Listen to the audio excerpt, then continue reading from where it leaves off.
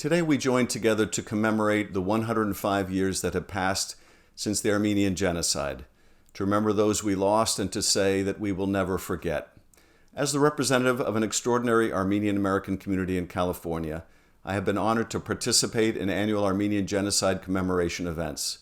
Together we have marched shoulder to shoulder, stood in solidarity, and joined in mourning at vigils, all to demand justice and to remember those that we have lost. This is not how any of us envisioned this day. I hoped and expected to be in the streets of Los Angeles among tens of thousands of Armenian Americans and their friends and allies as we marched.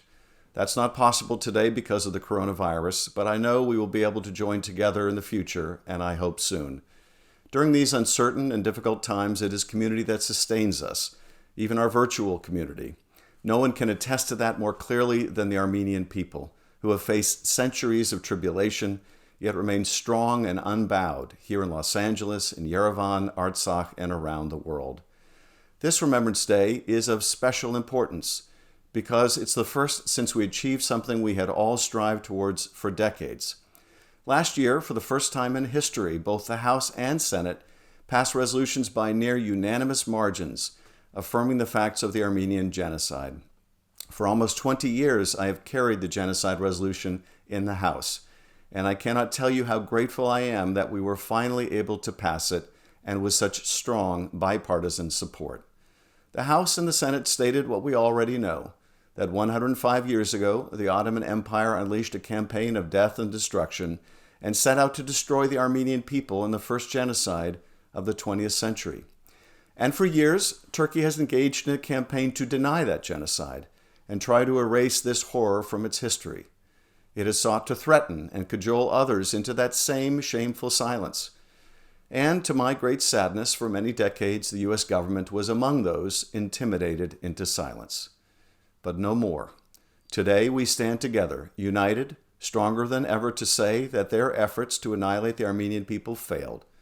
Just look at the proud Armenian nation and thriving diaspora. We will not bow to their demands to forget or to cover it up. The passage of the genocide resolution is something that thousands upon thousands of us have worked and struggled and prayed for decades to accomplish. And we did it. And I'm so thankful we passed it while we still have survivors enriching our communities and families, although there are precious few remaining.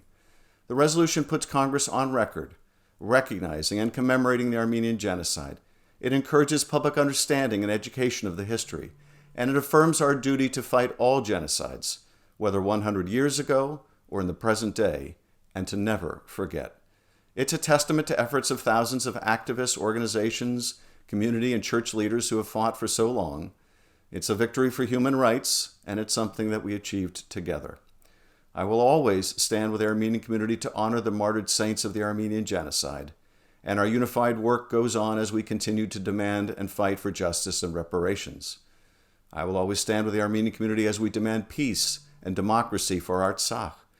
And I will always stand with the Armenian community as we strengthen our ties to Armenia and work together to confront the coronavirus pandemic and save lives. While we can never undo the atrocities of this dark chapter of human history, the passage of this resolution is a commitment that we will never forget and we will never again be intimidated into silence. Never again. Please stay safe and stay healthy.